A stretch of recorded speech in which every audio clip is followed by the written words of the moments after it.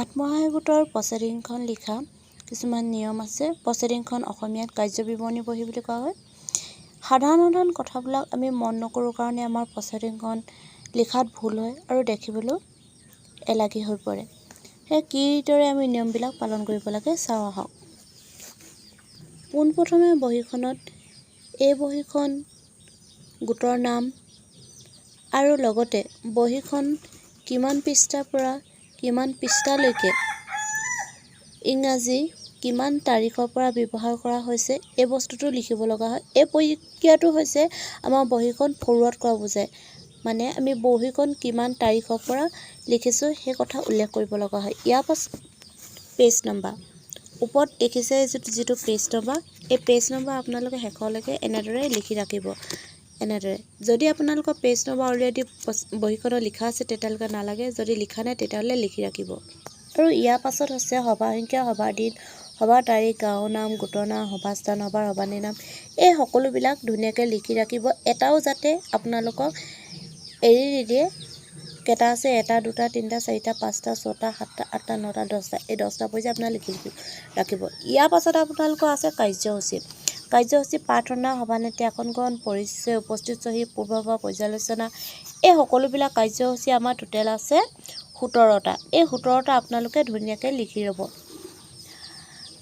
আৰু প্ৰাৰ্থনা কাৰ্যসূচীখিনি প্ৰাৰ্থনা আপোনালোকে অলপ ধুনীয়াকৈ লিখিব।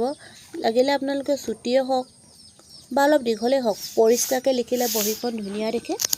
উপস্থিত চহী আৰু পূৰ্বসভা পৰ্যালোচনা। পূৰ্বসভা পৰ্যালোচনা আপোনালোকে এই বিষয়টো উল্লেখ কৰিব যোৱা সপ্তাহত আপোনালোকৰ সভাত কি হ'ল, আপোনালোকৰ সঞ্চয় কিমান উঠিছিলে, কাক জমা ৰাখিব দিছিলে, আজি সভাত আহি জমা দিছেনে, আৰু আপোনালোকে বেংকলৈ যদি গৈছে এই সকলোবিলাক কথা উল্লেখ কৰিব। আৰু এই সাপ্তাহিক সঞ্চয়, সাপ্তাহিক সঞ্চয়টো আপোনালোকে ধুনীয়াকৈ যদি চিজিল লগা আঁচপাৰি লিখে দেখিবলৈ বৰ ধুনীয়া লাগে। আৰু আপোনালোকৰ ঋণ কিস্তি যদি আছে তেতিয়াহে বহীখনত লিখিব। আৰু এনেদৰে ঘৰ আঁচপাৰি পিনে, আৰু যদি নাই তেতিয়াহ'লে আপোনালোকে নিলিখিব, জেগাডোখৰ খালী ৰাখিব। আৰু কেছ বহী, জমা আৰু খৰচ, যিটো আমাৰ কেছ বহীত উল্লেখ কৰা হয়। কেছ বহী অকল জমা খৰচ লিখা নহয়, প্ৰচিডিঙতো কেছ বহী বনাব লগা হয়। আগৰ জমা, যিটো যোৱা সপ্তাহত আপোনালোকৰ জমা ৰখা সাপ্তাহিক সঞ্চয় আৰু ঋণ কিস্তি যদি আছে তেতিয়া লিখিব। আৰু এইটো চাইডে আপোনালোকে খৰচ লিখিব। তাৰপাছত আপোনালোকে মুঠ জমা মুঠ খৰচ মিলাই আপোনালোকে হাত জমাটো উলিয়াব। বেংকৰ লেনদেন আপোনালোকৰ গোটত কি আলোচনা হয়, কিমান টকা জমা হৈছে, কাক জমা ৰাখিব দিছে, বেংকলৈ যোৱা হৈছে নাই, সকলো কথা উল্লেখ কৰি ধুনীয়াকৈ লিখি ৰাখিব।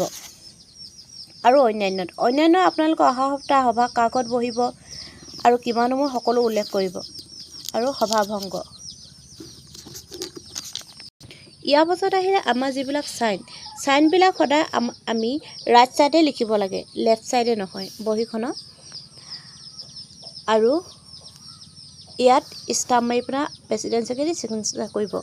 এইডোখৰ জেগা আপোনালোকে খালী ৰাখিব। এইডোখৰ জেগাত কোনো যাতে ছিগনেচাৰ নকৰে, তাৰ বাবে সকলো প্ৰেচিডেণ্ট ছেক্ৰেটাৰী বাইদেৱে মন দিয়াটো জৰুৰী। আমাৰ এই সৰু ভুলৰ কাৰণে বহীবিলাক লিখা আমাৰ নহয়গৈ। সেইবাবে আপোনালোকক সকলোকে অনুৰোধ কৰিলোঁ। মোৰ লিখাবিলাক হৈছেনে নাই নাজানো। যদি ভাল লাগিছে লিখা প্লিজ মোৰ পেজটো শ্বেয়াৰ আৰু ছাবস্ক্ৰাইব কৰি দিব।